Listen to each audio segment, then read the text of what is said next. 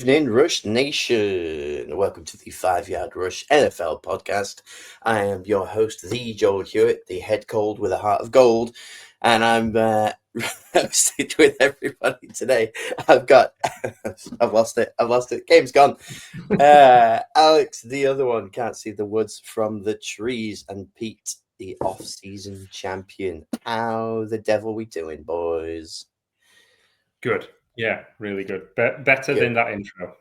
Yeah, not to try and outdo Alex's flu game, but also I've brought a little flu game of my own this week. And I was doing fine until I saw Alex laugh. You give me far too much credit. I don't know if I just took you by surprise. But thanks very much. Yeah, this is what happens when you get stuck in a car for 6 hours with somebody who was really, really sick. Because obviously I drove down to London to see a particular sport this weekend. And yeah, good old May, not very well. So I was just recycling that air.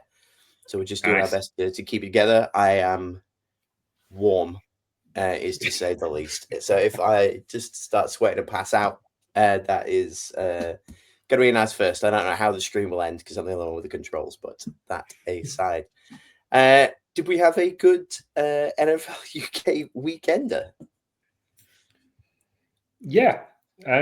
Yeah, I did. I mean, I didn't thought to get down. I've not managed to get down this season to any of the games, which is frustrating, but there were some fantastic games. Really good. And when you're not focusing on your own team, you can really appreciate all the other games quite a lot more. So that really lifted the weekend for me. Yeah. What about you, Alex?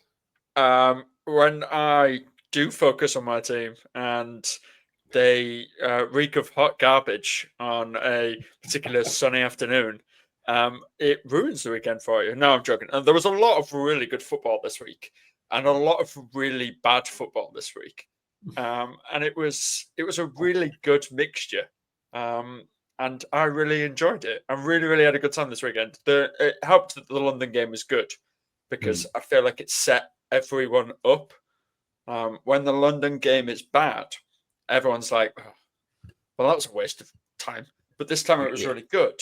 So you're like, oh my God, right. Yeah, let's give me more. Give me more of the product. Give me more of it. And then the early slate was really good because nobody won that was supposed to win. And then the late slate was really good because nobody won that was supposed to win. And then Sunday Night Football was awesome. And then Monday Night Football was awesome.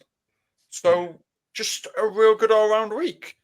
Yeah, what a weird week to have such a banger as well. Like week 5, we're just out here that everyone's in like mid-season form, right? Really going for it.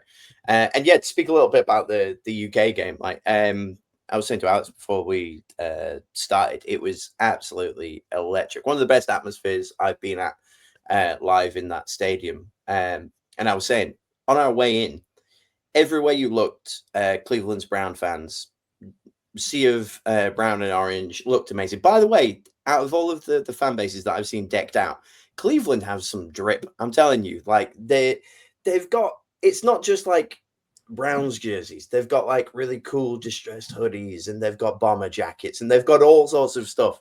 And everybody just like look really well decked out. Vikings fans, fine. You all just buy a Jefferson jersey and walk in. That is okay. And I don't mind it because you've got to fund the team somehow. But yeah, on the way in, Browns fans everywhere having a good time. As soon as we got to our seats, sea of purple. It was just immediately, you couldn't see a Browns fan apart from the two that I was, the one I was sat with, and I was cosplaying as one for the weekend as well.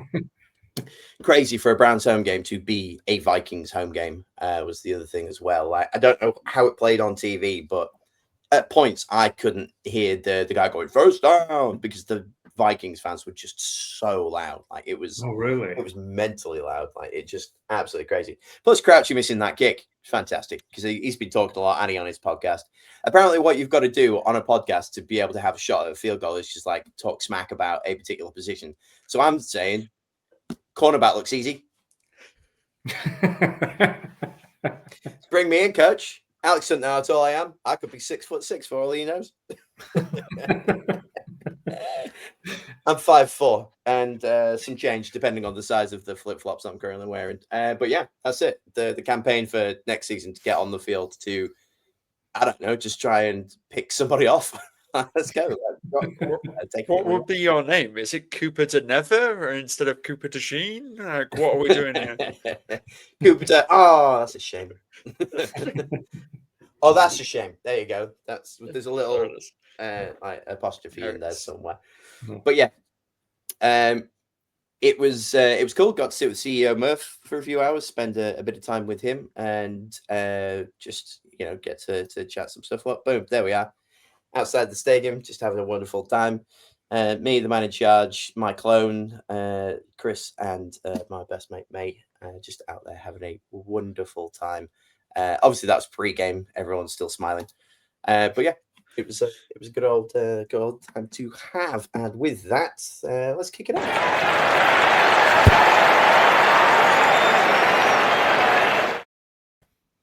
As always, we're going to just kick off with the usual segment that I think we just really like the name of because it's very British.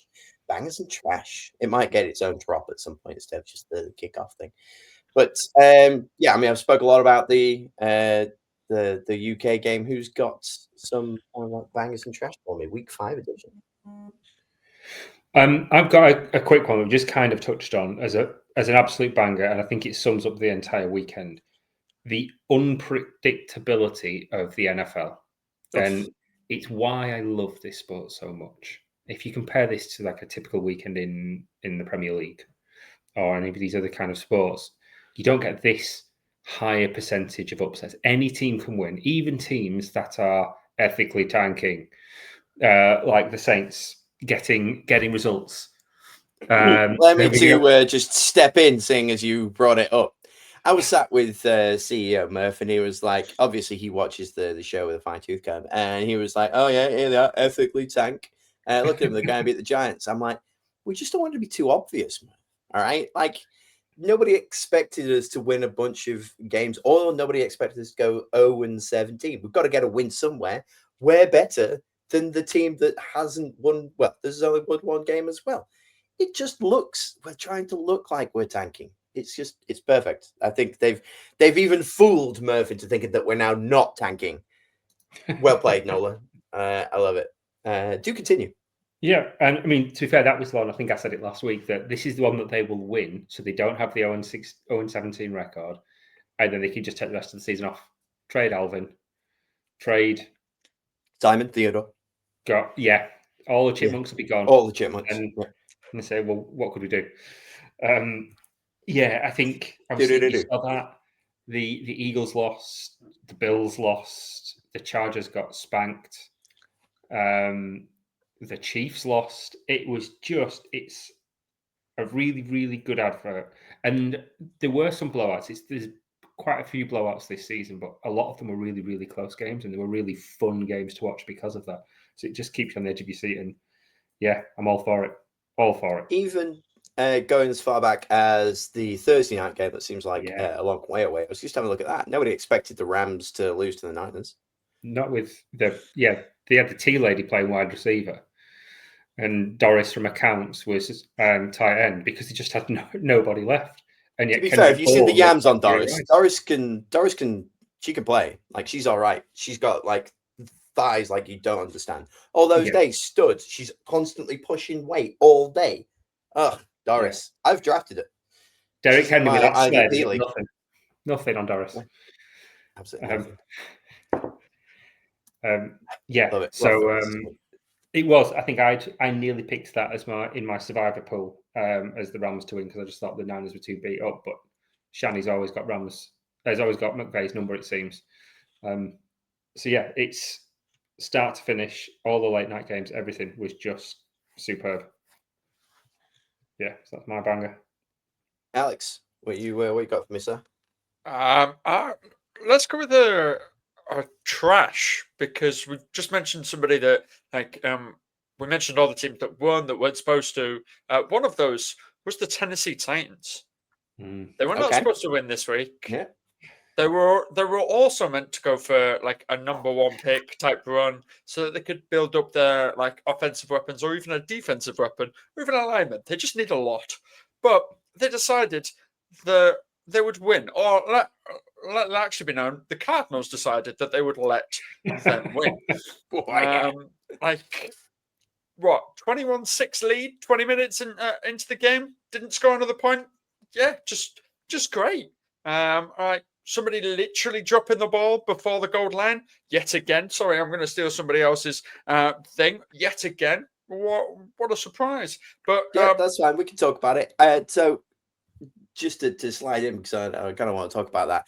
I genuinely believe that last week it happening and this week it happening coincides perfectly with a certain Disney Plus show that's surrounded on the make or break moment for a particular player who dropped the ball just before he hit the end zone. Everyone go stream Chuck Powers on Disney Plus. I kid you not, that is the catalyst to that show. He's in the final with the Oregon Ducks. He gets the 1 yard. He drops it behind him. His career is ruined. It smash cuts 9 years later. He tries to Mrs. Doubtfire himself onto a new team. Honestly, when it happened last week, I thought, oh yeah, that's quite funny. Maybe they'll use that as promotion. When it happened again, I think that they're getting ready to put a montage of things together for the season. Plus. Bit of House of Mouse advertising by Mary DiMiccardo. Excellent. They own ESPN now, don't they? Yeah. And just to be clear, that drop cost me my first win in our Kong League as well. Did it? Him dropping that, because it was like a 70-odd yard touchdown run as well. Yeah, that cost me my first the win. Kong is our league of record for anybody who isn't the 12 people in our league. We go for the king of Kong or queen, because Eloise is in there too.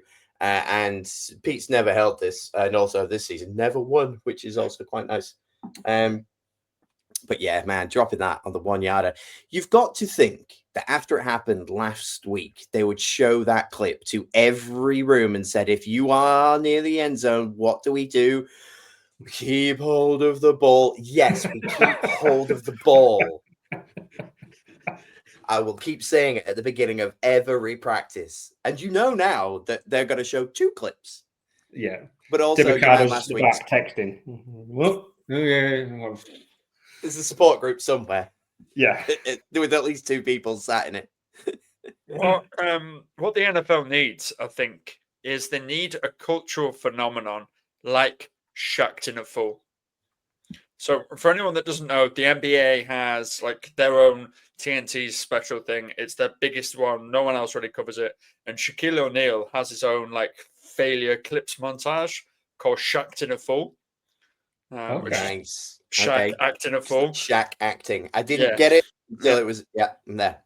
Shaq acting a fool, and then like to montage it in is all loads of clips of Shaquille O'Neal acting like a fool on TNT and doing loads of really dumb stuff, and then he gives like a top 5 countdown of players doing really dumb stuff, and it's like a big thing that you don't want to end up on Shacked in a Fool this week. Somebody get me a pen. You don't want to do it. You really just don't want to do it. So then, like now, the NFL needs their own one. The NFL needs a Shacked in a Fool thing so that these players do no longer do this really dumb thing. And they will. And we will think of a better name that incorporates yours in it. And look out for this space. I'll have to draw every incident that happened, though, because we don't have the rights to show any like actual NFL stuff. So stickmen, flicker books, poorly animated things. I'll see what AI can chuck out there. Just like people with 7 eyes dancing around the place. Do it stick ninja style. We'll do it. Yeah. And the thing is, that might not have even been the worst play in that game. Are we talking about the touchdown? Oh, it was a thing of beauty. It really was. It was like something out of a comedy film. It was just superb. The fumble, the tackle, the nobody wanting the ball. That's the play that is going to be played for years and years and years. That's going to be coming up in montages when we're retired. You know it because it was just a comedy of errors. Yeah. Great stuff. Cam Ward, how did your win of your first game go? Oh, let me show you. Fire up the Benny Hill theme and just show that one thing happen. What I would really love to see is the live odds of the Titans winning and it being like, oh, they've got a good chance. Oh, no, it's been picked off. Oh, it's good. it just being all over the place to see it in real time would be an amazing thing.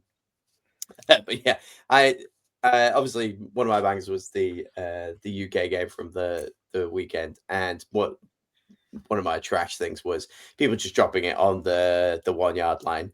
The other banger, I'm sticking in that. I've only really managed to watch a little bit of the highlights from this one, but the Jags beating Kansas City. I know we mentioned it earlier as like surprises and whatnot, but Jacksonville, like after Kansas still looked all right last week to go 2-2 over the Ravens, and people are like, it's fine. They've only lost a couple of games. Everything's going to come back. For whatever reason, I know that Trevor Lawrence, like TD at the end, was also a bit of a comedy of errors. Somebody stood on his foot. He fell over. He got up. He still managed to get it over the line. Like, just absolutely from the bits of it that I saw, I thoroughly enjoyed it. And not to spoil anything a little bit later, I might be on a bit of a bandwagon hop, which maybe we get to. Pete, what else did you like or dislike from the weekend? There's a lot of bangers in here, I see. But there is. I really enjoyed this weekend, so I'm going to try and focus on the positive for some of these games. I've got just a really quick one. I know they lost, but I've got to give a shout out to Puka. Puka Nacua is just playing unreal football at the minute. It's ridiculous. The most single season receiving yards in NFL history is 1,964 yards, and that was for Megatron back in 2012. Second, 1,947, Cooper Kupp in 2021. Oh, the Triple Crown. So far, Puka is on course for 1,999. He's on course for 1,999 yards, the most ever. And what do all three of those wide receivers have in common? It's your boy, Matt Stafford. Yeah. Bad backhand. Well, so, and that's what makes me think he's got a really good chance, because not only is he obviously an extremely talented wide receiver with a fantastic quarterback, when Stafford has a guy, he has a guy, and he will just hyper target him all the way through the game. And there's not really much competition. He doesn't really have a lot there to be challenging. He's got Devontae Adams, who's a really big, still a fantastic red zone threat, and he will pull, and he's great in terms of pulling attention from cornerbacks, which frees up Puka. So if that's his guy, I think he'll just keep hammering him. I think he'll keep peppering him. And as it gets closer, it will be a thing for that team. Let's get him 2,000. Let's make him the first to hit 2,000 and get to that point. Yeah, it would be an amazing thing to see. Also, man is dragging my fantasy team into relevancy. I've just got him in one or two places, but in every league that I have got him, he's just getting me over the line. The rest of every choice that I made was not good. But the one thing, I just liked his name. I thought it was fun. So everything that I've got him in is like Dynasty. It was either him or it was Tutu Atwell at the time, wasn't it? And I went Puka. And absolutely love it. Please, if you want to continue with any particular bangers, you've got the list this week, man. I'm going to stick another quick one on there. Got to give a shout out to Rico Dowdle, who was unreal. First start of the season, 234 yards. And this wasn't just like loads of breakaway plays. He got the ball a lot. 23 carries, 3 receptions, over 200 rushing yards, just because Chuba is injured and Jonathan Brooks will never not be injured. That's been a bit of a brutal pick for them. So yeah, I want to give him a shout out, because he never looked anything like that on the Cowboys. Did you see the commentary? Did you hear like the NFL announcer of this? Right, just stop. Everyone stop what you're doing. Stop the podcast. I highly recommend go and find this, because the commentator loses his mind every time Dodo gets the ball. Like it is the most insane commentary of an NFL player I've heard in a very long time.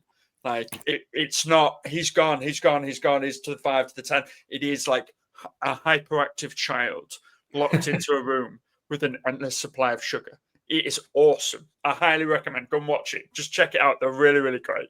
They are so amazing. I'll give it a shout. Shout out to my little cousin Chris, who on the train or the tube on the way to the game was like, I really need a running back. I've got no waivers left. Can one of you two like pick up Dowdle and like we'll do a trade? And neither of us like could do. We couldn't like drop anybody, but he was like, that's a shame. I think he's going to be all right this week. Anyway, Dowdle absolutely crushed, and all the way through watching it, he was just, his face was like thunder. It was fantastic. He lost, and like Dowdle would have won the whole game on his own. It was pretty great. And then totally missed him on the waivers, even though he had priority. He didn't put the waiver in. So on Monday morning, or rather this morning, he went to the other guy that we were away with. Well done, mate. You sniped him right there. So yeah, that was a particular highlight. But yeah, who saw like Dowdle coming? You're right. There was a couple of games for the Cowboys last year where I think off the back of it, I like picked him up and stuck him on the bench for a couple of fantasy teams where I thought, oh, he might be the guy, and he just wasn't the guy, and I completely forgot about him. Even this week when people were saying, oh, Dowdle's in starting, I'm like, who? Like, it's just oblivious to him completely. And so absolutely like credit to. And Panthers looking okay. They snuck it, didn't they? The win at the end there was a lot of games that were being blown out that like switched around. I don't know if they were one of them in the end, but a couple of like touchdowns in the last bit. But a division that could, sneak something in. The Buccaneers are looking good, but 2-3, 4-1, it's not a million miles away. There's got to be people in the Panthers organization saying, hey, let's just have a run at it. Just throw everybody at it. I doubt they will, but God bless them for trying. And the Dolphins, boy, his name, coach, lost from me completely. Mark McDaniel. Thank you. Good, but he looked like a sad boy, didn't he? He did. See the clip of him like leaving the game. It was, it was bad. It was like he'd just been told off, and he wasn't allowed any biscuits. Did you? Did you catch the Arrested Development gift? Michael Cera just walking. Did you catch what he said at the end of the game in his like post-match press conference? No, like, what dumb thing he said this time? He's had some like real dumb things this season. He said a lot of really dumb things. There was a particular one in week 2, I believe, where it was like, yeah, we've got to win by putting more points on the board than the other team. It's like the team that wins the game is the team that wins the game. Yeah, that was the thing. It's like, yeah, of course it is, right? Yeah, okay. This week it's frustrating because there's a lot of talking, and we need to major in doing. Oh, Jesus Christ! He does this quite a lot. He goes from saying some stuff that's quite funny, like, oh, it's quite good, and then you go, have you just been listening to an audiobook of like a business self-help, like bestseller of the week? Right, yeah, he's in a pyramid scheme somewhere. Yeah. Buy his knives, the knife collection, or I don't know, maybe he's got makeup sets or something that he's going around like peddling, or if you get people underneath your pyramid, then they could be making money for you. Right, that's it. He's got to look for another income stream pretty soon. Like, I expected to see some news that yesterday morning, to be honest with you. I don't see the point in dragging this out much longer, other than there's people in a room going, when do we get rid of him? Who's the guy? And then, that's a whole different set of conversations, isn't it? Alex, what did you love or not love from the weekend? A banger or some trash? Well, we kind of already covered them, but let's go into more detail. The Dolphins are really bad at football. Oh, yeah, let's just stick in it. Let's go. Let's just go. The Dolphins suck. And I for one, I will make a Starling prediction or a Starlight prediction this season. That division is so evenly balanced of like good teams of the Bills and the Patriots and bad teams of the Jets and the Dolphins. It is so evenly balanced of like the Thanos clip of like perfectly balanced of like the thing. And it's like, what are we doing here? But my startling prediction for this season is that the Dolphins will finish dead last in that division. The Jets will not. That's my like full thing, because to like, even balance on what you've said is like, all right, well, we can't fire McDaniel yet because we don't know who's next. Who do we get in? Who's there? Who's going to be available? Well, if this season carries on, maybe Bill Belichick will be, because North Carolina are just eating it. Anyway, that's the college football reference that we've made this week. So well done to us. We do watch other sports as well. Yes, we do. But like the fact that Darren Waller had 78 yards and a TD. Yeah, he's back. I know that like Tyreek Hill is gone, and I know that you've got to try and share the wealth and do that lot. But like Darren Waller is worse off than Doris the Tea Lady we mentioned earlier. Like he's moving slower. They went to school together. Right. There you go. First high school crush. But just blow it up. Simply just blow it up. Get a new QB, and like be a dysfunctional organization for 3 years. It's not difficult. It really isn't. Pete's guys do it every other year. Like, just do it. We're doing it right now. In fact, no, don't do it right now. We're busy. Like, there's other people ethically tanking.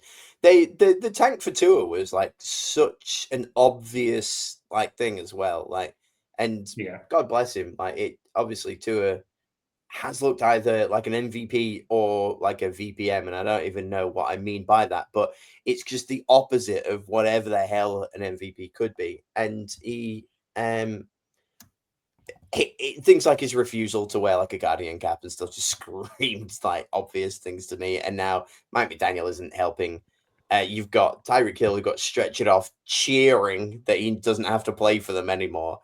It's all over the place. And for a team that I would argue is, for me, like at least top 5, maybe top 3 uniform colors, like that blue and orange combo, like just hits a part of my soul, and I absolutely love it. It just seems a shame to not want to watch them. I'll keep my eye on them because I just think they're like the best dressed every now and again.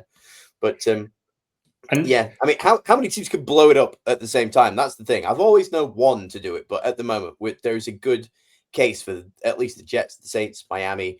I still think the Colts. No, that's a little flashback to me thinking that the Colts were going 0-17 this year. They're not, but no. I guess we'll see whether or not they show up in a segment a little bit later on. I mean, that Tua thing is really funny as well, because tank for Tua was obviously the thing. I think this even was it 5th overall, but that draft class, just in retrospect, Joe Burrow, Tua, Justin Herbert, Jordan Love, and Jalen Hurts. That is some class. I mean, to the fact that Tua is the worst, and he's fine. He's like a 20 to 25 ranking in the league, but they had so many more like high ceiling players that they could have taken that weren't constantly just getting bopped around the head and seeing birds and stars. Yeah. Wasn't the talk it was either between Joe Burrow or Tua? Like it was one of the other, wasn't it? Yeah, I think the season before, it was like 12 months before that season started, it was all Tua, and then he got a really bad injury. And Joe Burrow just went absolutely ham. Yeah. But it wasn't a concussion. I think it was like a muscle injury or something. I can't remember off the top of my head, but it was a really bad injury. He still managed to go 5th despite basically missing the entire season because he was that hyped. Whereas, Joe Burrow just went bananas because he had Chase and Jefferson. Yeah. And ironically, only one of them's on the field still. Yeah. The one that doesn't have anyone to throw it to. There's some alternate reality somewhere, isn't there, where good old smoking Joe Burrow is wearing that beautiful like I think it's blue or teal. I don't know. And he's just out here in Miami, living it up, throwing absolute dimes. And I'm still going to say to Waddle, because I don't think he would put up with the Tyreek Hill nonsense. No. I like Jalen Waddle more. I like that he dances like a penguin. I like that they've got a walrus and a penguin on their team. I think this is great. For a team called the Dolphins, they are just absolutely smashing the SeaWorld reference, aren't they? Is there a whale? Let's get a whale on there. Just find a guy. Like, the all aquatic team. Like the Miami Sea Life Center. Yes. Yeah, absolutely. Where was Free Willy set? It's got to be round there. SeaWorld is Orlando, isn't it? I guess. Boom. Close enough. We'll take it. Yeah. Anything else? Who's got anything good or bad from the week? Bangers and trash. I haven't done a trash, so I'm going to say the Ravens. Bring it down. They were just rubbish. To put it bluntly, I mean, I think we need to caveat this by this was their injury report just before the game. I've not got the full list of who missed the game, but their injury report going into the game did not practice. Lamar Jackson, who definitely missed it, Marlon Humphrey, Roquan Smith, Nate Wiggins, Ronnie Stanley, Awuzie, their fullback Ricard, Devontae Walker. Limited was Kyle Hamilton, Tyler Linderbaum, Kyle Van Noy, Emory Jones, Travis Jones, Brent Urban. They were just so beat up. And missing Lamar is obviously a huge difference, but the Texans are pants. It's not like they were playing a good team, and they just got battered. They got injured. They had more players injured during the game as well. So I think that's their season done. I genuinely think they're cooked now. I can't see them coming back from this, even in possibly the worst division in football. But yeah, the players that were there did not step up, and with that opponent, they should have been able to. So it's going to be interesting next year when they're all fully fit and they've got a top 12 pick from the draft, and they get a really elite player just to chuck in there, like an elite wide receiver for Lamar or somebody like that. But yeah, nobody's stepping up, and it's a shame. Well, the question is like, you look at it and then you go, you have to look at coaching. You really have to look at it that way, because you've got arguably one of the greatest ever to do it at that position in Derrick Henry. And like he was just doing nothing.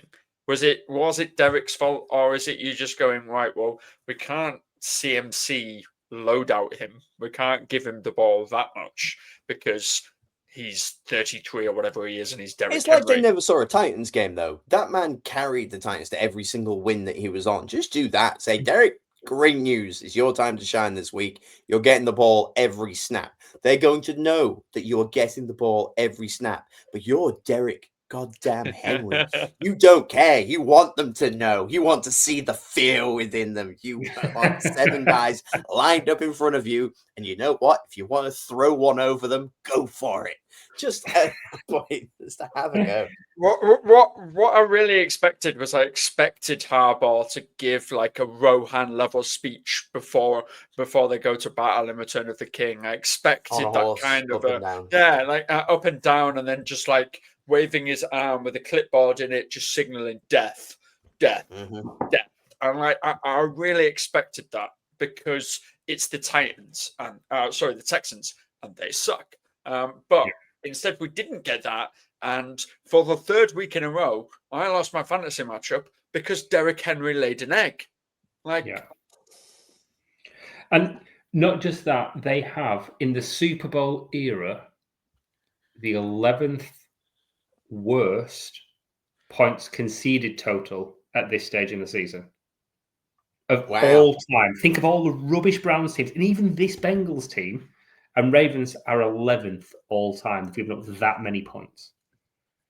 Now, they've had some tough matches. They've faced the Bills, they've faced the Chiefs. But still, that's not what you expect from this team. Yeah, that is crazy. I mean, I'm thinking like offensive numbers when I think of the Bengals. I saw a stat earlier. I was watching something, and since Burrow's been out, the Bengals have scored 16 points and conceded like 110. But for some reason, they're still not as bad as the Ravens. Yeah. What a division. Cleveland, what are you doing? You had the Vikings right there. You could have just snuck that win. Then all you've got to do is wait for the inevitable mushroom tea sipping idiot to just drop a few losses and do what we all expect from the Steelers, to go 8-9, or no, probably 9-8, because he doesn't have losing seasons. Yeah, it could have been the Browns to do it, but the Browns made their change at QB, and not bad, totally fine. I guess we'll see how they do like week on week. For whatever reason, the Browns don't have a bye week after their international game, so they're just going like straight back into it. Obviously, they're getting ready for the late season push, so they don't want to rest too early. They're thinking we're probably going to be contenders. Let's take week 10 off and then win in the back lot. Yeah, they're coming straight back, and they're against the Steelers. In Pittsburgh. Man, that probably just screams tanking, to be fair, doesn't it? Yeah, that we know we're not going to have a winning season because they expected the Ravens and the Bengals to be good. They probably thought we're not going to do anything this year, so don't worry about that bye afterwards. It's a good excuse not to. But who knows? Who knows? Yeah, definitely. Who's next? I've gone through all of the bits that I've really seen a lot of. So let's go with praising Dak Prescott. Shall we? Shall we praise Dak Prescott? Shall we praise America's team and not give Jerry Jones credit, because he is an idiot and doing that now. But let's praise Dak Prescott, because he was really good this week. Yes, it's the Jets, but they actually have a competent defense. And more importantly, they're supposed to have a competent cornerback room, because Sauce Gardner is meant to be really actually good. I've not seen any evidence of this yet, but it's there. But with like an 88 QBR, which is very good. A 70% completion rate, again, very good. Yay, Dacus. And 4 touchdowns, 237 yards. You can simply say that is the best QB performance of the weekend. Yes, we have Drake May stepping up. Yes, we have Trevor Lawrence doing bits. Yes, we always have Matthew Stafford being incredible. And there's a load of other ones. But that is the best QB performance of the weekend. Statistic-wise, simply, yes, he's playing the Jets and doing that lot. But here's the thing. He is now on pace for 4,600 yards, which is 4,600 yards, and 35 touchdowns. I'm not being funny. That is an MVP level performance of a season. Yeah. Yep. We said a few weeks ago Dak was playing at an MVP level. It was just nobody around him was.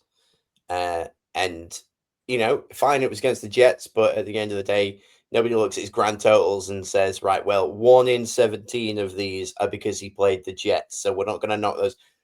Like, numbers are numbers. And he's just going to keep chucking them about. Plus, the division, no one's really running away with it. Like, the Eagles now 4-1. The Denver Broncos showed up this week and did exactly what I thought they were going to do for the past 5. Weirdly enough, this week was one of the only 2 weeks I think I had the Broncos losing. So that's interesting. But yeah, back to Dakota. He just looks great, and as soon as they are fit, they're probably going to make the playoffs. We could actually see a playoff win from the Dallas Cowboys for the first time in, I don't remember. I don't think I've ever seen one, or if I have, it was a long time ago. It will be the first time in the year, with the year starting with 2000, I believe. They haven't won a playoff game in 25 years. I think it's that long ago. That's incredible. Well, I've been only watching since about 2003, 2004. And even then it was only Super Bowl, so I wasn't going to see him there, was I? So yeah, well, that'll be fun for me. I like it when different teams like make the way in. We should have.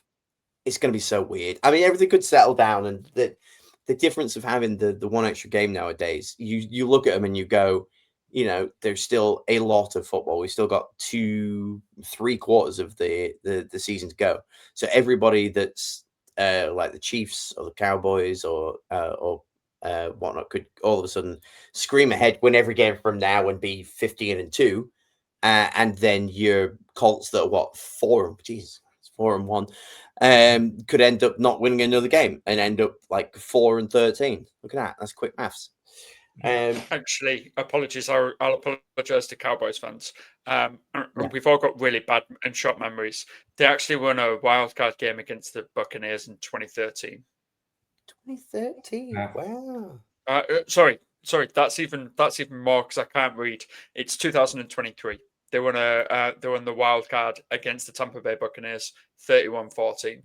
So that's even worse, and I really, really apologize to all of them. Fair enough. That they did that. That's on us. Sorry, Cowboy fans. Pretty forgettable though, wasn't it? You apologize all you like, but I don't remember. And did Dak start that game? That's a great question. Actually the QB? Let me see. He must have been. He was, yeah. I have a funny feeling. All right, okay. I have a funny feeling that Dakota didn't have a single playoff win. That was a Tom Brady led Tampa Bay Buccaneers as well. The year after the Super Bowl. Yeah. Fair enough. Yeah, no care. Then everyone took the year off. Dak had 305 yards and 4 TDs in that game. So, we don't remember it. But, yeah. but Dak definitely does. Oh, that one's not making TikTok, I'll tell you that much. Hopefully the gods scream at us and that doesn't even make the pod. Like, please. So they just shut down in the middle of that. God bless him. I'm jumping in here because I want to talk about one of Pete's bangers, Bucks Seahawks, mate. Seeing as we're talking Tampa Bay, and here we are in the Baker May appreciation post. And you know what? I'm going to start a little negative. I know you've got the game down as a banger, but somewhere the dam has to break. The Bucks winning it in the last few seconds. Is it 4 out of 5 games that they've won as the clock ticked down? Fine, you're playing great and you're getting the actual results, but nothing's been convincing. Whether or not you're doing it just for TV, which would be great, we just like to keep people in it, keep people engaged. We were very engaged, and like Murf's the biggest Bucks fan I've ever met, and he is literally stood in the middle of the bar, just like shouting at the TV. It was a beautiful thing to see. But like I just think that we're getting to the point where everything's going to fall the other way. You can't keep going all the way to the final seconds and having to put the team on your back and play every game like it's the playoffs, right? But boy, what a good game it was. Yeah, it's like it's a bit like the Vikings last year, where they just kept winning those one-score games. Their record was phenomenal, but you just thought it can't last, or it might not be repeatable for next year. It bodes well because I think they're a shoo-in for the playoffs, and if they've got that clutch mentality, that last step at the end, if we're in a game, we can go and win it because we've proven it again and again and again. It bodes well, but yeah, if they need to claw themselves out of a hole, I don't know if they'll be able to.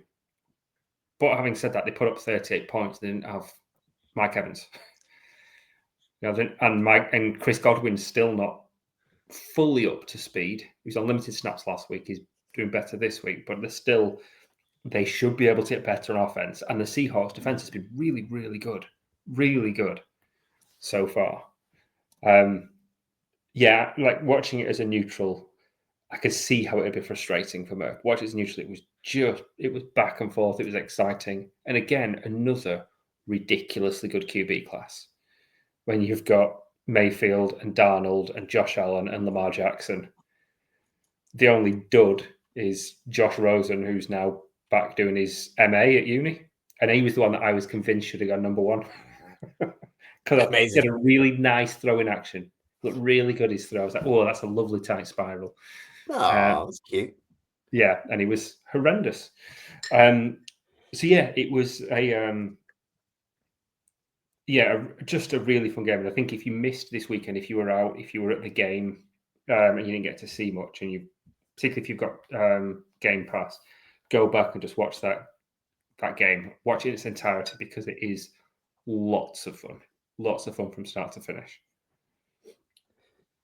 Yeah, there was a lot going on, and I felt every emotion from Murf. There was also one of the rather tanked Bucks fan in the bar that was very enthusiastic and kind of all over the space. He ended up having a good day, but I could definitely see it going the other way, and he just starts a fight with the lamppost, that kind of thing. But I was like, them's Bucks fans, aren't they? Like, that's what you expect from that part of the country. I'm really intrigued what Bucks fans think of NFLUK. I'm really, really intrigued because obviously, like, he's been bigged up all off season, and then obviously gets like 163 yards this game, a touchdown, and obviously the 2-point conversion that they actually managed. But I'm really intrigued. Are they like, oh my god, this is the prodigal son? We compare him with Baker for 10 years, or are they still a little bit wary and going, wait a minute, have we got a star, or is this just like a flash in the pan, like somebody was able to do, like Juju Smith-Schuster for his first 2 years at Pittsburgh was able to do that long? Yeah. Definitely. It'd be interesting for them. I think he's the real deal. He's making so many good plays, but you're right, it could just be so many tight window throws that he's just catching. But if Mayfield likes him, he's going to keep using him. He's the wide receiver 2 in fantasy now. And without the pressure to keep feeding it to Mike Evans to get that 1,000-yard season for the 11th year running, I think that you don't have to, because like Mike Evans ain't getting that. He's lost too many games, but that's also quite a nice out for him. If it had been healthy throughout and not hit it, that's worse than, oh, you've lost 5 games and you've not done it again. You just go, right, well, we got a decade, like an unheard of run of 1,000-yard seasons from a guy. So stick him in the Hall of Fame, obviously. First ballot. He's just phenomenal. If you're Mike Evans this season, then do you just not suit up at all? Do you just say, this is the asterisk season, I didn't even bother, no one's really done it? Like, do you not bother? Do you completely take the step back and go, oh, I've suddenly got a knee problem that needs me to be on IR? You go from like the hottest team in the NFL that has a shot at winning a Super Bowl that isn't going to get accused of like paying for Tom Brady to win one. Absolutely not. No. If anything, he stays on the sideline a couple of weeks longer because they don't worry about it. We don't need you right now. Get healthy, get super healthy, and then get healthier. And then what we'll do is we'll drag you out for the playoffs, and you're going to be the shining star, and this will be your retirement season. Go out with an absolute bang. He'll catch the most targets, score the most touchdowns ever in the postseason, win a Super Bowl, hang it up. And nobody's going to go, oh, yeah, but he missed a bunch in the regular season. Didn't need to bring it out there. Just holstered it, didn't he? Just put it away. Like, no need right now. Everybody be cool. He just went full Edelman in the playoffs. Exactly. Yeah. He could have an absolute run. It was the good action. Sorry, it was the action that lost. Yeah, for everyone on audio, you missed that one. Get to youtube.com/ I guess 5-yard rush. I don't know what our own URL is. Right, I guess one thing just to leave us from the Bangers and Trash. Bottom of your list, banger, Keenan Allen, Alex. Why is he a banger? He's the fastest player ever to get 1,000 catches as a wide receiver, which is amazing. That's awesome. Go Keenan Allen. Really, really well. Even though he had that year at Washington, he will be forever a Charger that is considered a legend. No, Washington, in Chicago. There we go. We managed to get one in. Weekly Chicago chat. Well done. He's going to bye week. Yeah. He was in Chicago, yeah. So, but he's got 1,000 catches as a wide receiver. That's incredible. And he's the fastest ever to do it. Again, that's incredible. Yes, it probably means that Justin Herbert will now stop force feeding him and actually realize that Lad McConkey exists, but maybe not. I don't know. We'll see. I wouldn't because Allen's doing well with it, isn't it? It's not like he's getting rubbish targets and just falling down. He's playing really well. I think if he carries on this, I think he's got probably this year and maybe next year of doing really, really well. He's going to be top 10 all-time receptions. I think he's about 12th, 13th now, something like that. I think he can easily get into that top 10 over the next couple of years. And I mean, I love Keenan Allen. That's why it's an ongoing joke. Ignore my cap. It's an ongoing joke amongst our friends that I'm a secret Chargers fan.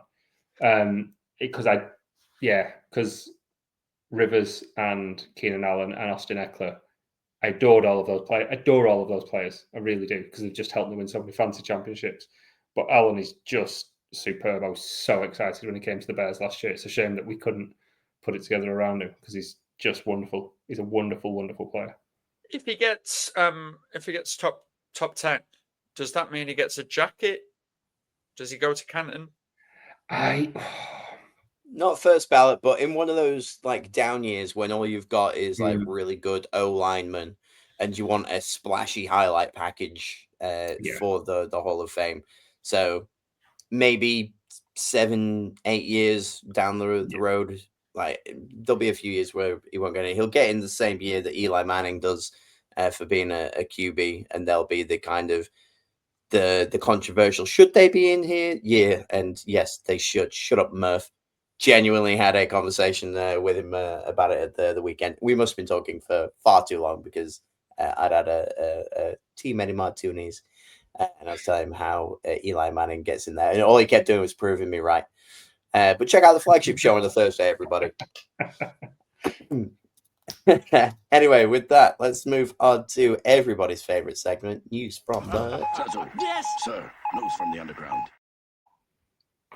News from the underground. Look at that. We're like 50 minutes in, and we're only just getting into the news this week. But to be fair, the rest is kind of pretty simple. Pete, start us off. Let's get a little somber. A couple of quite sad stories too. I mean, it's mostly sad stories, to be honest. Arthur Jones, the Ravens Super Bowl winner, sacked Kaepernick in the Super Bowl. He died this week. Apparently had a pre-existing heart condition and a pacemaker fitted.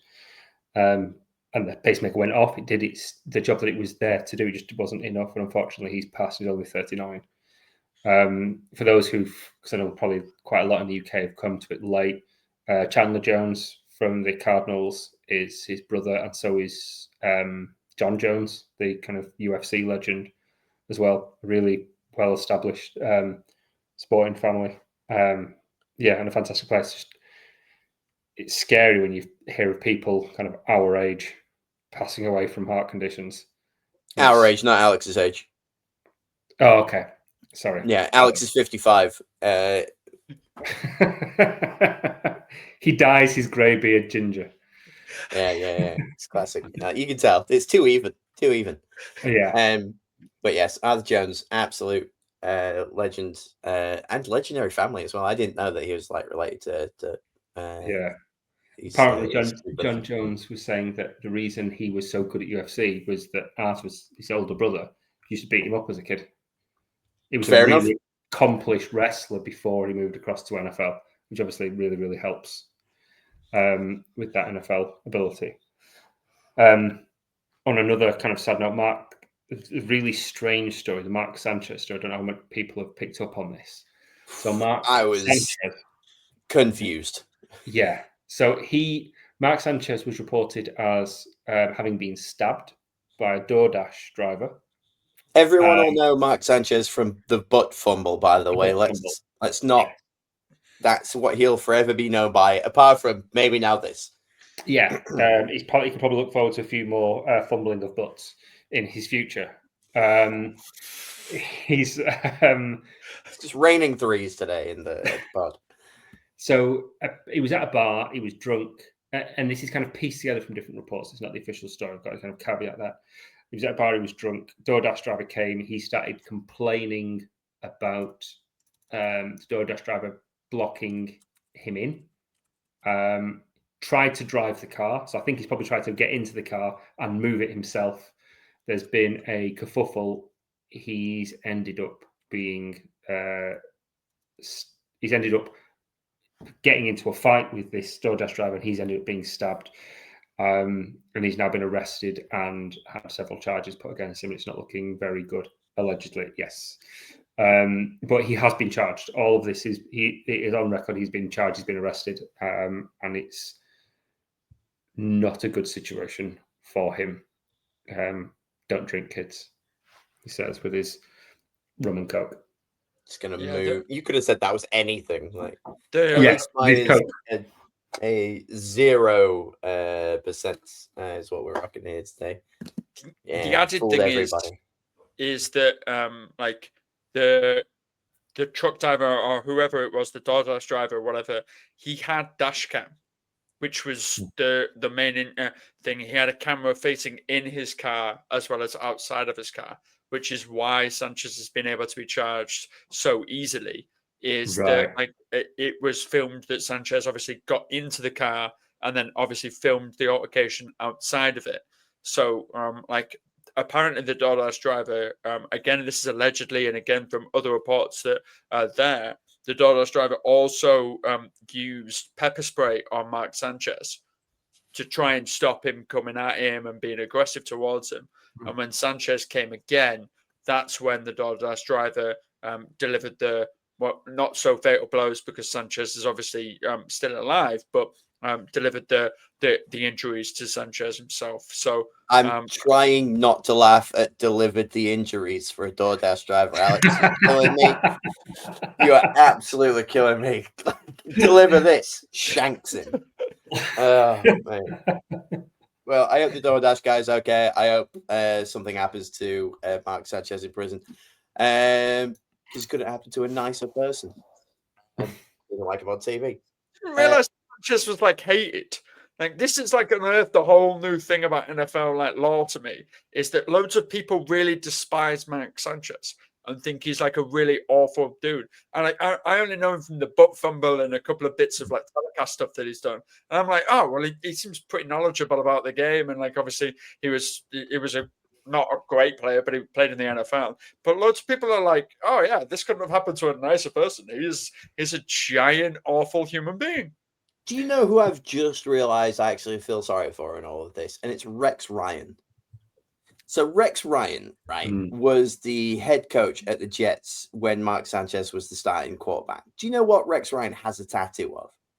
A pinup girl in a Jets Mark Sanchez jersey.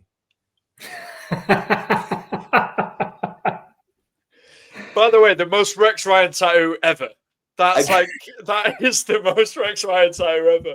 If you I don't think it says Sanchez on the back, but it's got his number. It was the year that he was like his QB, and yeah, I definitely remember that tattoo being a thing. That's fantastic. That is amazing. Yeah. God bless Rex Ryan. Tattoo removal. It's a big thing right now, mate. You don't have to stick with your mistakes. Wow. Moving on to the weekly IR news. Yes. The IR baboons. We've got Amari Hampton. Yeah. Network reference. Okay. Yeah. I'm glad somebody got it. Thank you very much. Amari Hampton, running back, who's looking really good, the rookie running back for the Chargers, has been placed on IR after Najee Harris had already been placed on IR. It looks like it's going to be short term. It's probably going to be a month, but it means they're going to be rolling with Hassan Haskins and Kamani Vidal out of the backfield. Roll the dice, people. I have gone for them everywhere in all of the teams that aren't doing very well for me. I have no idea which one's going to be best. This is a real Puka Nacua Tutu Atwell situation for me. It could go either way. I've tried to read as much as I can. I can't decide. I've just split the difference and gone for it.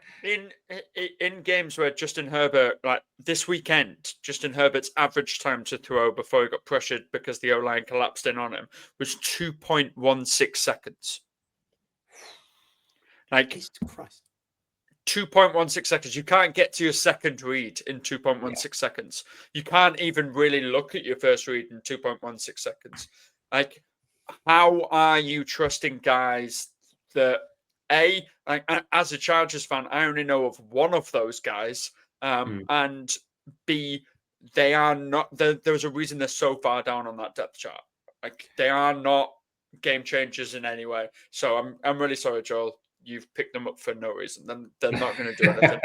They really aren't going to do anything. Let me tell you about the fab budget that I never use. I have in one league $250, and I started with $250. So I finally got ahead of it this week and thought I'm going to spend some money. So I've spent like 57 on one of them.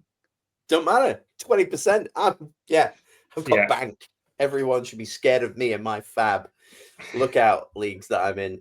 And on to further IR news. Good God. Yeah. Antonio Gibson, because running backs aren't fun enough, his knee injury, that's him done for the season. And he looks really good as well. He's been he's getting back to his Washington kind of his rookie season form as well, which is a shame. But yeah, he's now done for the season. And we've just found out in the last 10 minutes that Brenton Strange, the Jags tight end, has gone on IR as well. And he's been really good. He's been so good for them. Yeah. So that's brutal. Positive news, Terrion Arnold, the Lions cornerback, he had quite a bad shoulder injury, and he was told that he needs to have surgery, his season would be done. He's actually then got a second opinion, and they reckon he could be back within the month. Okay. So one of those is a grifter, because that's quite a difference in opinion, isn't it? Yeah. What's the odds on him coming back game one and then actually now them being out for the season? Yeah. Like, he comes back for that first game. There's a contested catch where it goes like that, and then he can't put one arm down because his entire shoulder is just torn, and it physically is not attached to the rest of his body. He went out to the faith healer Bart Simpson to get a second opinion, and that's him. He's going to be back in and be one and done. So it'd be interesting on that because he's such a good player, such an important player for that defense as well. So it'd be interesting to see how that goes. I'm just trying to have a look at the free agents that we have at running back. Depending on the website that I'm looking at, the best you can find is Deonta Foreman, Gus Edwards, Chase Edmonds, Chris Evans. I tell you what, put money on the Gus bus because he was there last season and he did well. Yeah, it wasn't. That's actually a really good shout. I wouldn't be surprised if they bring him in. Yeah, that would be the one. But as a Chargers fan, if we brought in Gus Edwards and did not bring in an O-lineman, I think I would personally, I would go absolutely mental on Twitter. It wouldn't have any effect, but like I would be really quite angry. The 6 people that follow you will be right there behind you, Alex. Yeah. We're 2 of them. And the other one that could get a look is Jamal Williams because he's a locker room guy and he could really cheer up some people. Yeah, everyone loves Jamal Williams, don't they? Only 30, doesn't have a job at the moment. Everyone else looks like they got picked up. Really weird that there's so many, not many actually, decent free agent running backs. There's usually one looking like a star that's like, I refuse to sign, blah, blah, blah, doesn't get picked up. Week 5 comes along and boom, Aaron Jones. Yeah. You know, that kind of player that just all of a sudden, and then he stays there for another year, does absolutely terrible. It doesn't work any further than that. But yeah. Sorry to completely further derail this conversation. Does that then mean that, like, when certain star running backs go for new contracts this offseason, they can use this as their leverage? Because we've always looked at it and gone, well, running backs aren't paid as much as wide receivers. They aren't paid this, they aren't paid that, because there's always guys you can pick up off the street. Well, apparently there isn't. Yeah. No, apparently there isn't. No. But there'll be a lot of them that fall into free agency. So then it's like, well, I could go out and get such and such. Like, Yeah, you for the might, safe but one. yeah, secure. But that's also the argument. Like, why should we pay you? Every running back's made of biscuits. Let's just see what happens. We'll get 2 or 3 cheap guys in, and off you trot. So I guess we'll see. There's still a few guys like wait to come back. I know Tajay Spears just returned this week to no fanfare at all. We've still got Tyrone Tracy who's ready to come back. It's possible that your man at the Texans, Mixon, is ready. I think they talked. He could end up that. sitting out the entire season, though. They said today, the GM said, was it today or yesterday that was it Caserio was saying that I think he's done. They weren't saying it for certain, but the read between the lines is I think he's done. But they're really happy with Woody Marks, though, aren't they? They're really happy with Marks. Well, they were. He had that one good game, and then this week, he was outsnapped by Nick Chubb this week. Yeah, Nick Chubb's always going to be there. That's fine. Yeah, look how good he was. No, let's just give the ghost of Nick Chubb more carries. But it worked for them, so fair enough. Right, the story that should be the top of the one that everybody would expect to be the one. The Bengals are trading for a quarterback. This is what everybody has been asking for weeks now. And where do you go if you need a quarterback? You go to Quarterbacks R Us. You go all the way over to the Cleveland Browns. You look at that entire lineup and you go, I know the guy that's for me. He didn't play this week. Who are we going to take? Joe Flacco. Smoking Joe Flacco. Yeah, January Joe. And you're not going to make it there, but God bless him. Ugh. I don't get it. I don't. By all accounts, they were shopping around for about 48 hours. As soon as the game finished, they were just like, please, somebody, have you got a quarterback? Please. And nobody was willing. But Joe Flacco stinks. He's been so bad that he's been benched for Dylan Gabriel, who looked all right. He looked fine as a rookie, but an undersized QB that you knew wasn't ready, and they just had to drop. Now, it wasn't a lot; it was a 5th for Flacco and a 6th, but it's still an early 5th rounder that you're giving to one of your division rivals. When you could have gone for Nick Foles or the obvious one that we keep mentioning, which is Jameis. Go for one of these other guys that are QB3 at their team that could have more of an effect, or the same effect for Joe Flacco that doesn't involve you giving draft capital to a rival. Josh Rosen. Josh Rosen's there. He's not playing. Josh Rosen. He's back at uni. He came out today. He's like he's doing his masters now, so he has to change his suit. But yeah, I'd almost rather do that anybody than what this Flacco is, because he's not going to get you over the hump. He's not going to change that team to make them a playoff team. So what's the point? It should have been Jameis, is what it should have been. Yeah, Jameis could have made them interesting. He might have been able to because they've got enough weapons on offense. He might have been able to keep them in games enough that if Burrow can come back early, they have an outside shot at a wildcard spot. I doubt it, but they've already got 2 wins, so who knows? Keep spirits high. Yeah. Keeps the locker room there and gives Zach Taylor a chance to not get fired. But this, I don't get it. I don't get it for anybody. I get it for the Ravens. It's a great move for the Browns, sorry. It's a great move for the Browns, but not for the Bengals. Yeah, the guy that I've just thought of immediately is Josh Johnson from the 49, from the Commanders. Sorry, Josh Johnson. He's 3rd string. Yeah. He's better than both Dylan Gabriel and Joe Flacco, in my opinion. Yeah. I mean, it does, because we've not mentioned his name in a while. This does increase the probability that Dion's lad might get a game. There it is, 1 hour and 9 minutes. Because we're going to see Sanders this year. Yeah, because Dylan Gabriel, I said I was quite impressed. For his first start, I thought it was going to be worse. I was quite impressed the weekend. It's against a difficult, it was a difficult matchup for him, but he's really small. I worry that he's going to get like bashed out of a game. So yeah, let's see how that goes for them.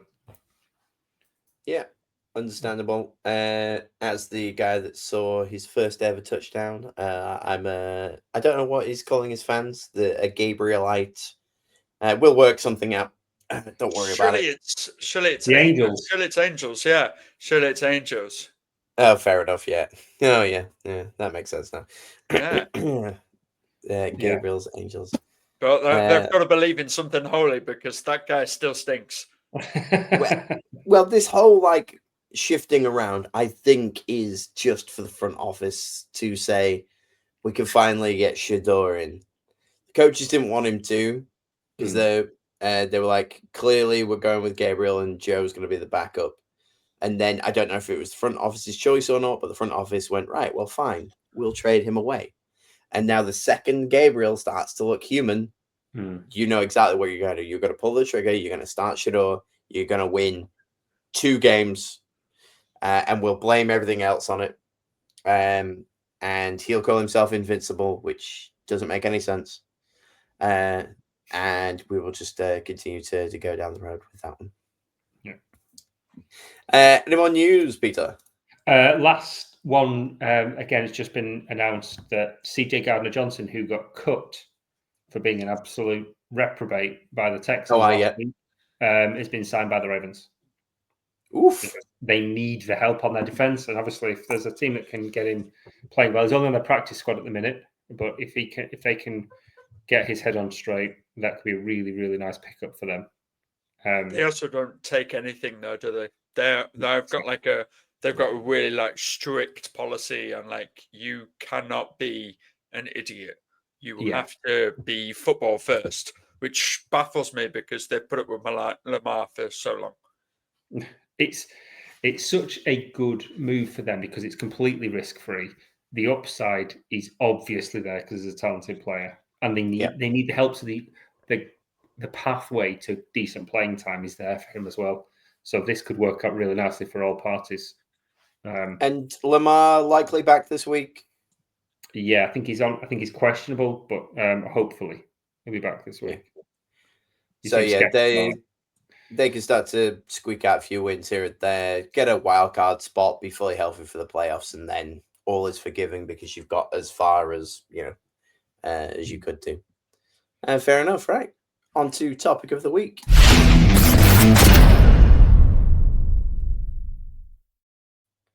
Switched up a little week, changed the topic of the week logo there. It is the Hypetrain Station. I put this one in because I'm all talk. I don't know if anyone they'll allow me to host a podcast, but early doors, I just get a feeling or like a vibe for something, and I put my heart and soul into it. And you know what? I was having a conversation with my mate May when we were queuing up for the longest queue for the shop at Tottenham, and I was saying, kids make terrible choices. Unfortunately, we are stuck with the teams that we choose when we are 6 years old. Hear me out. I filled my Panini sticker book in 1993, 1994. And the first team that I filled up was Tottenham, right? So that was it. I was a Tottenham fan. I liked the guy, one of the people called Teddy. Thought that was funny. Didn't know a Teddy, and I have a nephew called Teddy. That's a side point. So I said that what we should allow people to do is fine when you're a kid, you get to choose your team, but there should be either a point in your life where either 16 or 18, we'll work out the semantics down the road, where everybody, no judgment, gets to drop the team that they picked when they were an idiot child and move on. This is because my poor mate's kid is both an Everton and a Jags fan, which, to be fair, at the moment, Jags not too bad, but he made poor life choices. I'm just saying, in 3 years, let's make him choose again. Perfectly okay with that. No judgment. No, you used to be a no. Absolutely not. He got to change. So for me, this was early doors. We liked some teams. We talked a lot about them.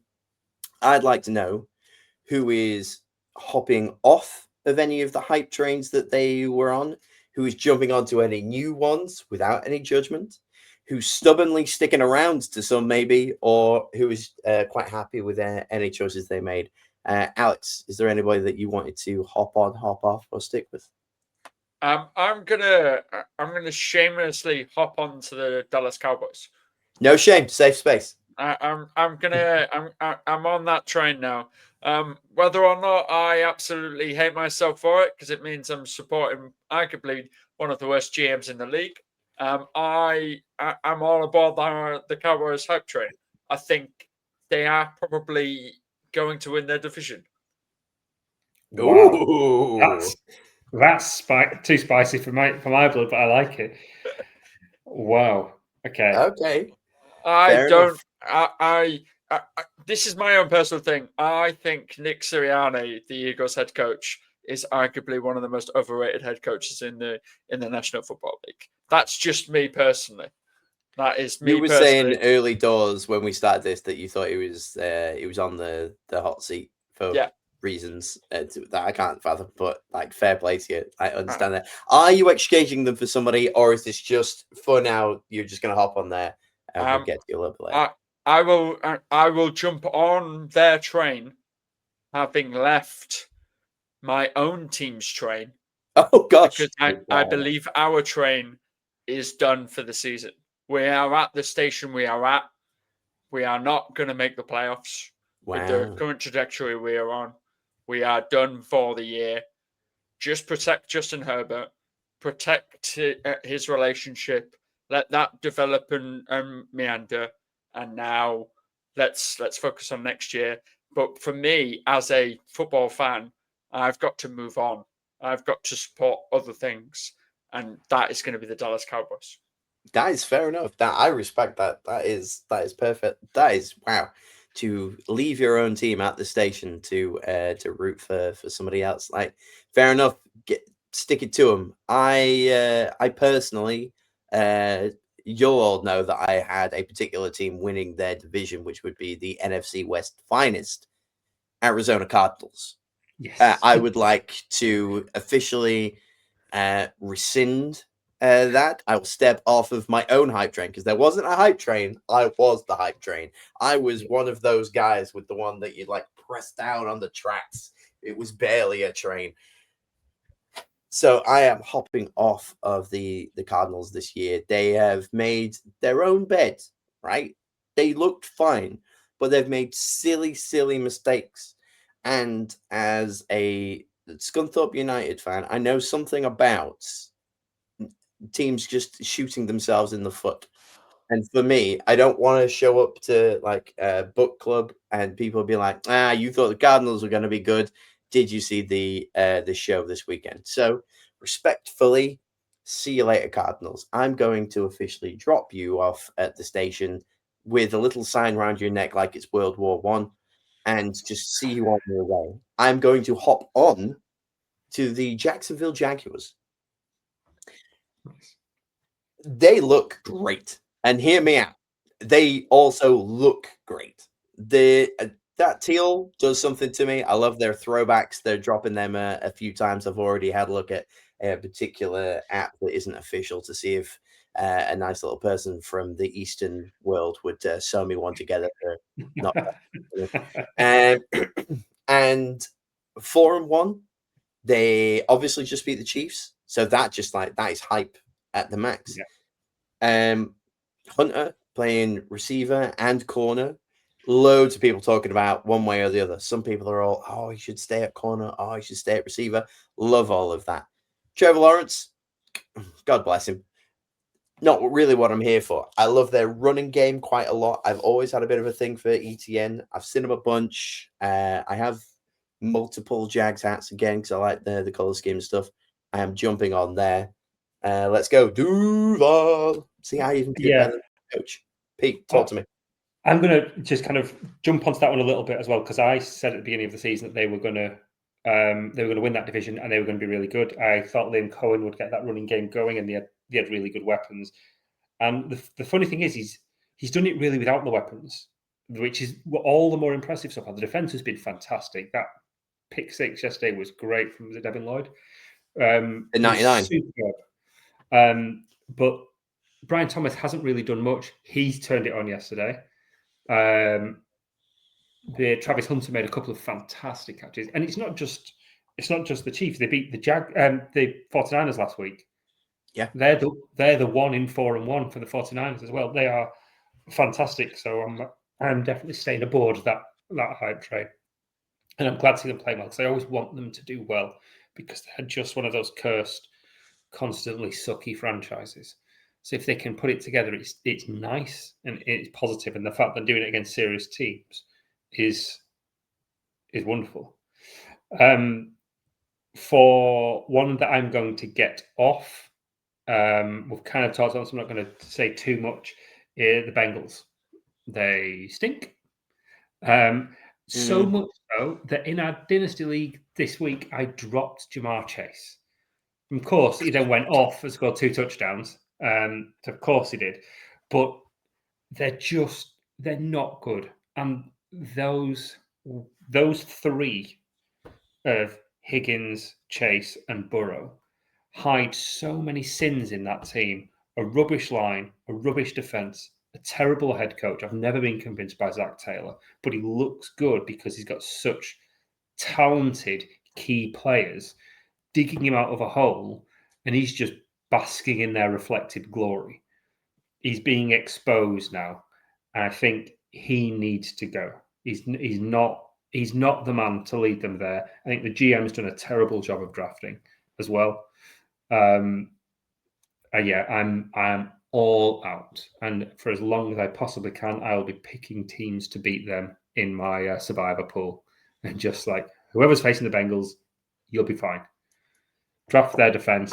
At one point in this game, the leading tackler for the Cincinnati Bengals was Jamar Chase because he had 3 tackles from interceptions.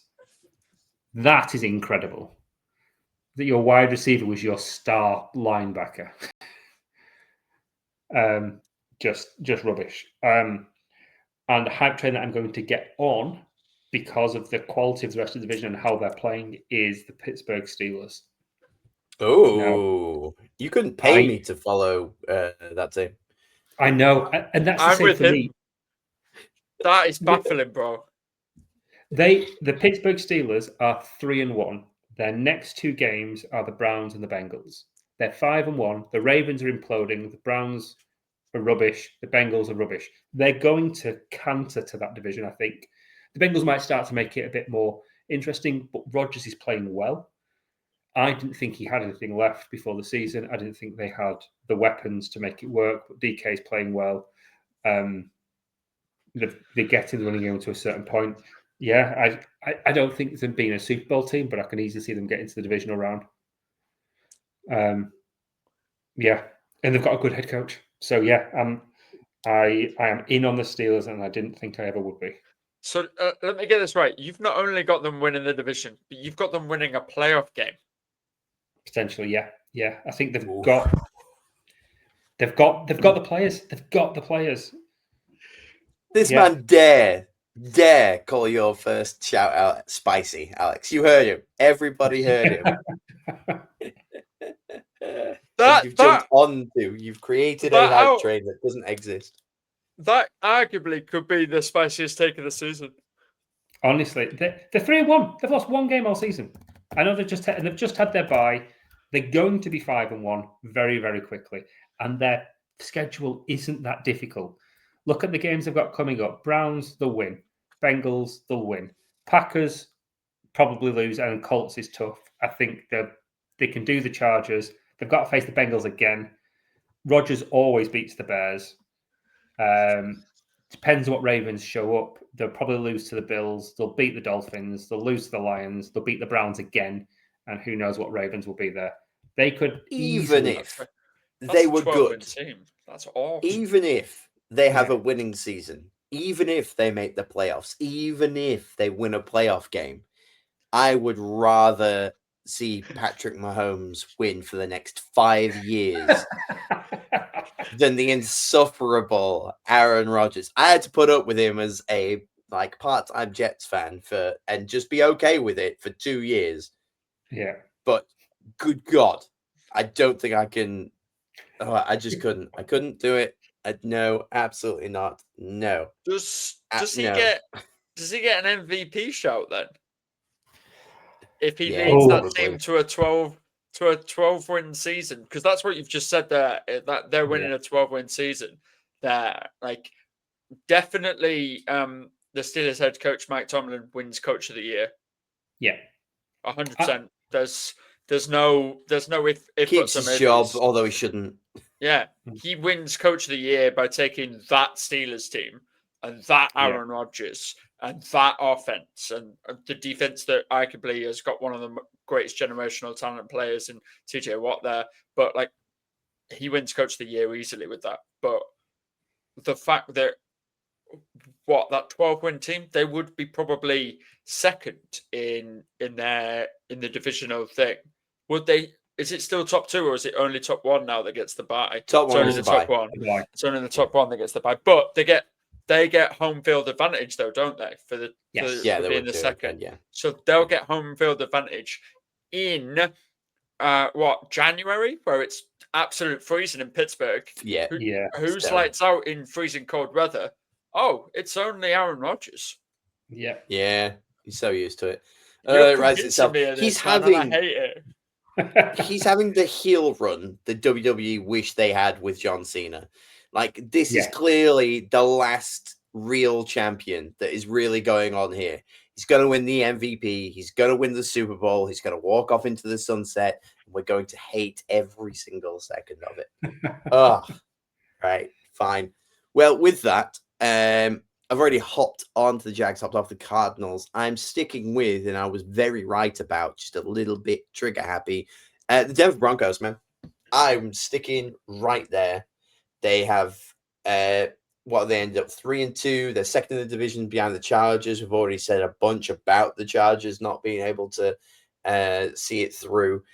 Kansas City look pretty vulnerable right now. I don't think the Broncos have looked lights out. I do think that they've got a lot good going for them. I thought Bo Nix was going to really take the leap. He hasn't quite to the extent I expected it. He still looks good, and I enjoy him. They've got every matchup that they're in is must-watch like TV for me. Obviously, they don't call themselves the reigning champions, the Eagles, but they are. They're the team that won the Super Bowl last year. There wasn't much change around, so they are essentially the same team, and they do still want to win. I'm just having a look here. Have they got no, they're not got a bye week. They're great. Oh, they've got the Jets this week. So another win? Easy. Another win. Oh, yeah, they're in London. Yeah, it's Jets Broncos in London. Oh, so that might change it, because who knows in London? Yeah, God only knows in London. But like Rodgers couldn't pull out a win for the Jets in London either. And then they have also elected to not have a bye week after their international game.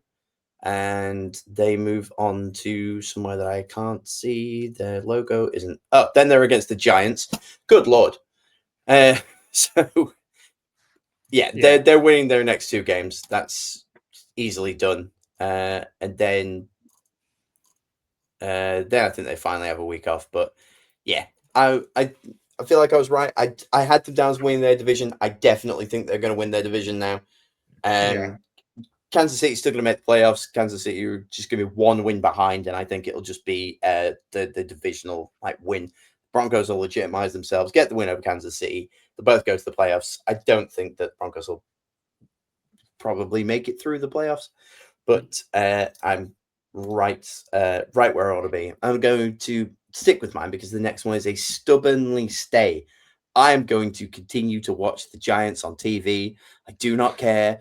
The hype train doesn't have to be about wins. The hype train could just be about Jackson Dart and everyone's favorite running back, the crayon-eating, Wolverine-looking Cam Scaraboo. Oh, mate. It doesn't look great all the time, but I want to be there for it, and I just want to watch him, and I want to throw him raw sausages or whatever you do to cartoon dogs. It's just great. Why is it that the Giants every year have one guy they can just get round?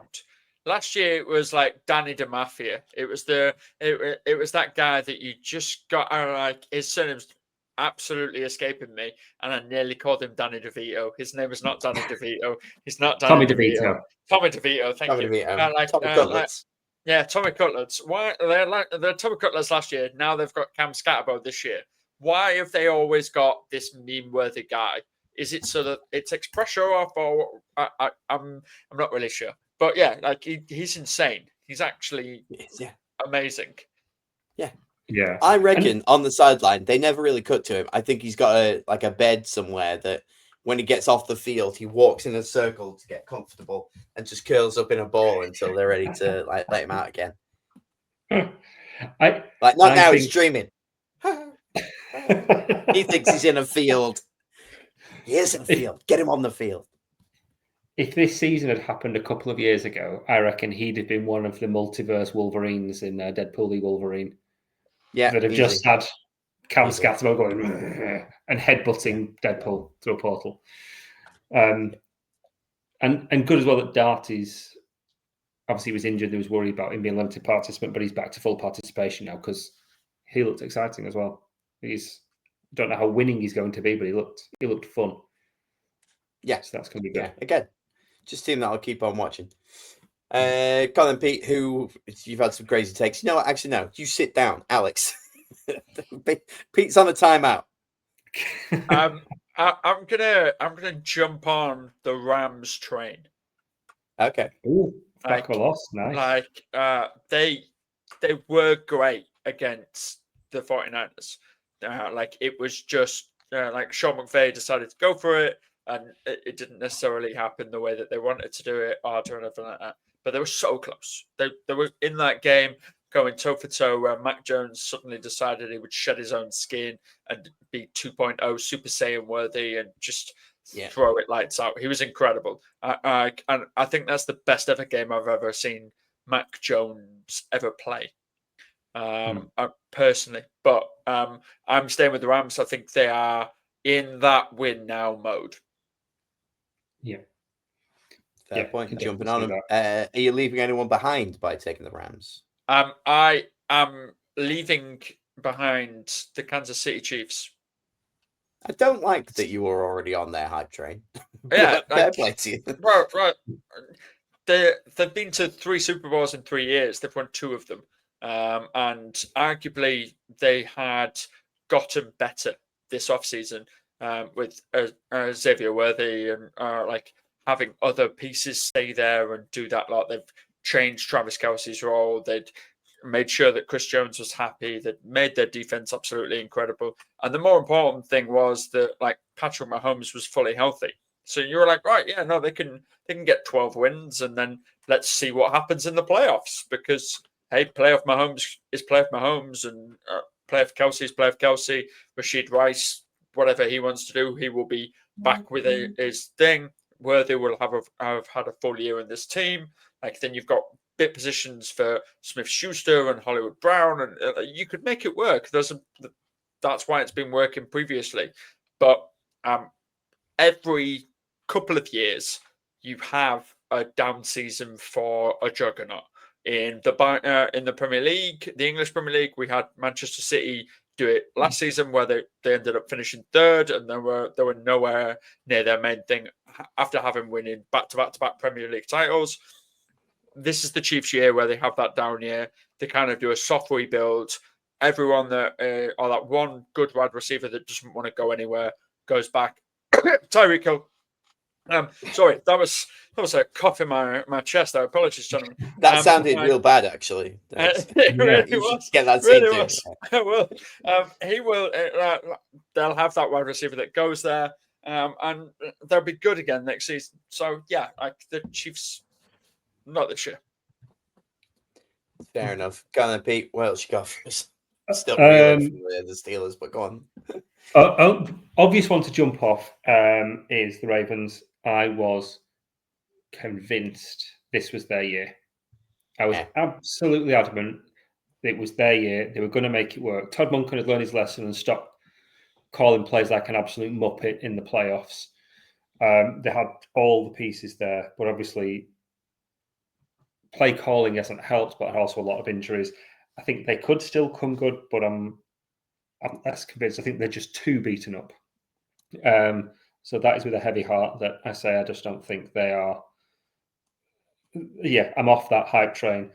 And you've kind of caught strays for it on this podcast for saying that they are an 0-16 team, but I also said the Colts were going to go.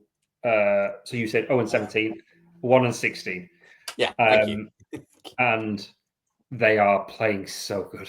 They're really good. I know Danny Dimes had a bit of a wobble last week against the Rams, and that's fine. Those things happen, but they're everywhere across the field. Jonathan Taylor's playing like what we thought Jonathan Taylor was. He is who we thought he is, and that's really good. And their schedule is a cupcake. Again, next couple of weeks, they've got Cardinals. They're playing a beaten up Chargers. Then they've got the Titans. The Steelers, that's going to be an emotional watch for me. Falcons. Yes, they've got the Chiefs, which is going to be tough. Spinning your yellow flag and you're lifting your... Yeah. There's a lot of winnable games there. It's the way they're playing. They're an easy 10-win team. But I wouldn't surprise me with how they're playing because everybody else just doesn't really seem to want it. There's just iffy play all over that AFC. They're between 10 and 14 wins, I think, this season, and I think they just keep it rolling. And I'm really, really impressed with is it Steichen, the head coach, is doing there. And it's Jones gets all of the press because he's the biggest surprise, and rightly so. But the rest of the team are playing really, really well. So yeah, I apologise to all Colts fans. I was wrong. I don't. They're not going to win another game. Tyler Warren, by the way, is really looking like he will get offensive rookie. Yeah, he should do. There isn't really a competition for him to not get offensive rookie of the year. Ibuka is the other one. Yeah, Ibuka's the other one. But if the Colts have even a 10-win season, then there's no way he doesn't get it, in my opinion. Yeah, absolutely. Yeah, totally understandable. So that's it, everybody. Now is your chance. You've been officially allowed to jump off and onto any hype trains. And now's the time, I'm giving you permission. If you support a team and you've given up, there's no shame. You can just jump off. I'm saying do it, and you'll get some grief for it for a little bit. But you can say, hey, Joel on the 5-Yard Rush podcast said it was all right. And you can at me, and I will tell people that it is okay. So do feel free to jump off whatever bandwagon you accidentally ended on. Let's do it. Let's move it to pick 'em and flick 'em for the week.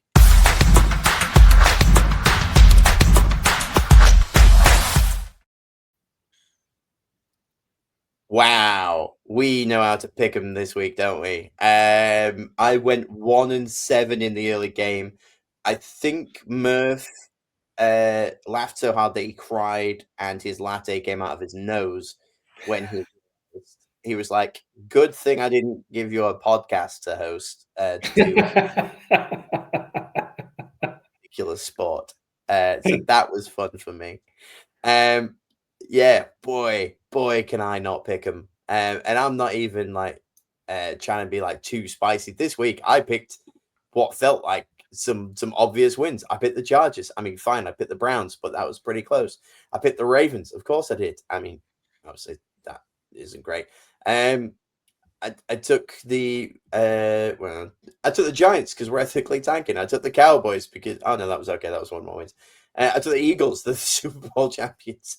I took the Cardinals because the Titans have sucked. I took the Chargers because reasons. I took Kansas City. I took the Bills. I took so many teams that definitely should have won. And God, did they not. So Detroit, Tampa, and Dallas, I think, were the only 3 games that I actually got right this week. It was a historically bad one for the entire Pick'em League. Yeah. When you get the notification saying, here is your, the breakdown of the league, and the top 2 people both picked 7 of the games, was incredible. Considering 2 weeks prior, we've had back-to-back weeks where people have been 1 pick off of being perfect. Good God, nobody could pick them. So this week, I'm not even gonna. I didn't really look too hard at the projections or anything.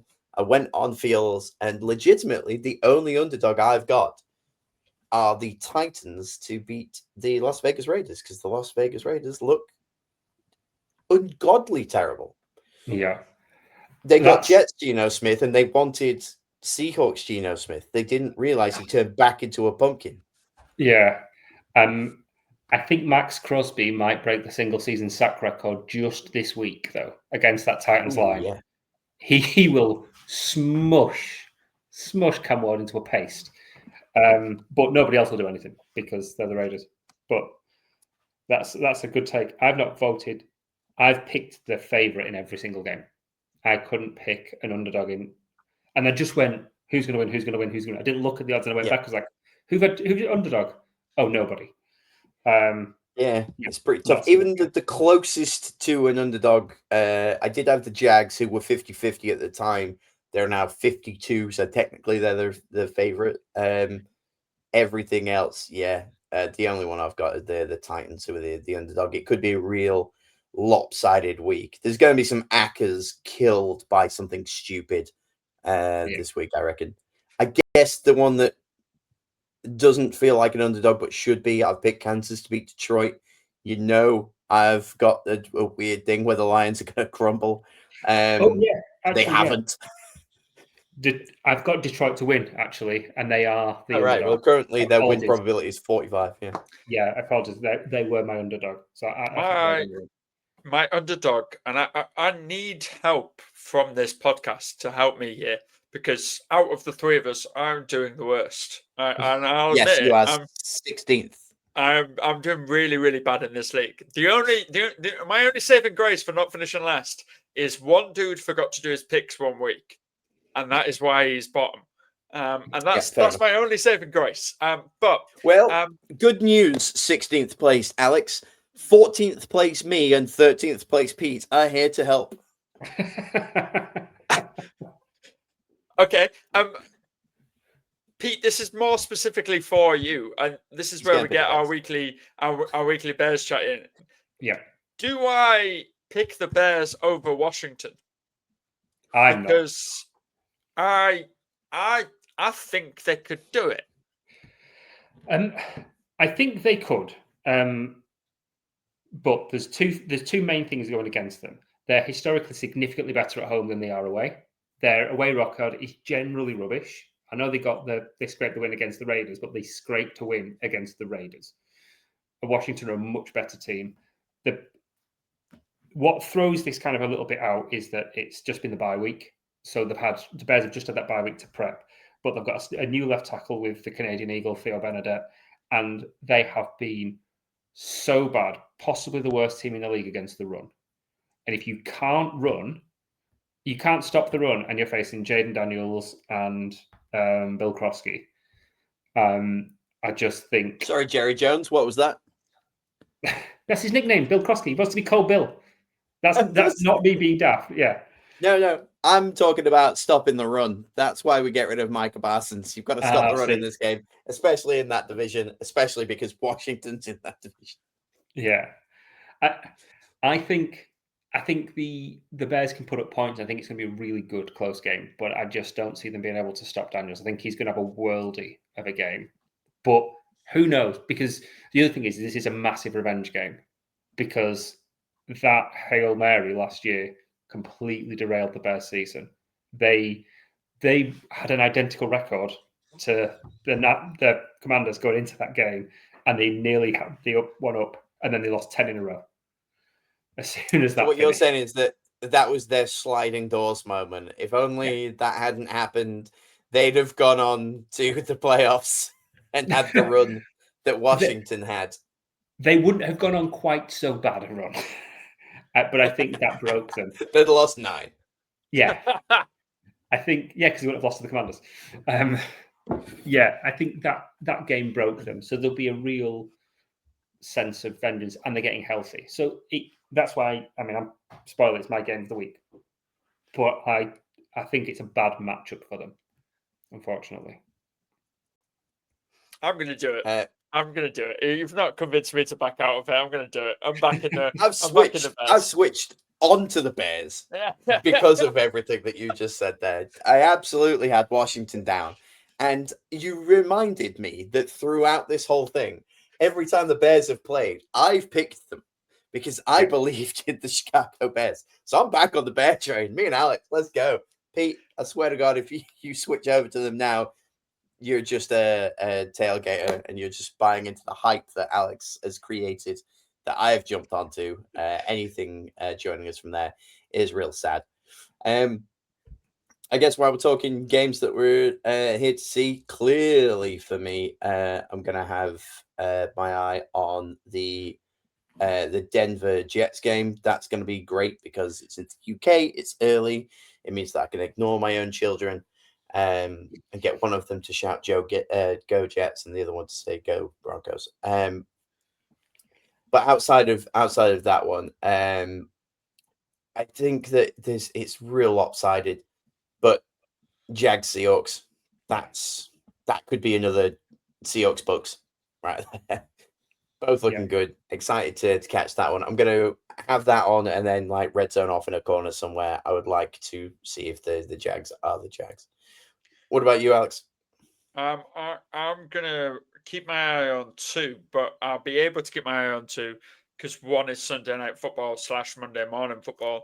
One is going to be the Lions Chiefs. I think that'll be a really, really good game. And then the other is part of the late window, and I think it is going to be Tampa Bay 49ers. Oh, yeah. Like, if I don't know who's playing, is it Brock Purdy or is it Mac Jones? Because that does it matter? Like for me, it does because I think Brock Purdy's a fraud, but that's just me. I think I don't really. I'm not on the Brock Purdy train, but anytime that Baker Mayfield is playing, give me a shot. Yeah, fair enough.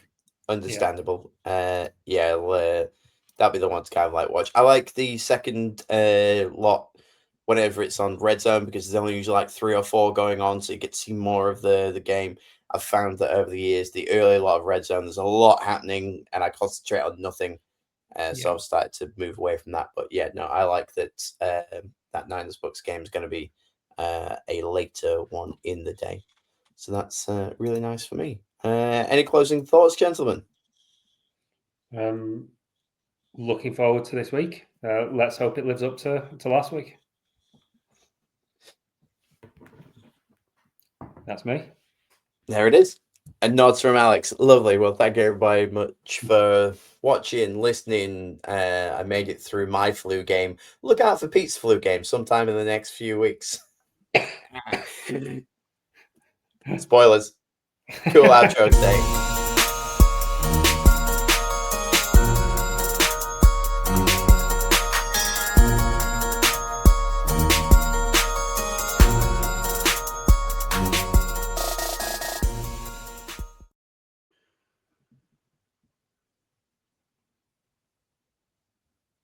How long can I leave these? Oh, he's dabbing. Wow, how very 2017.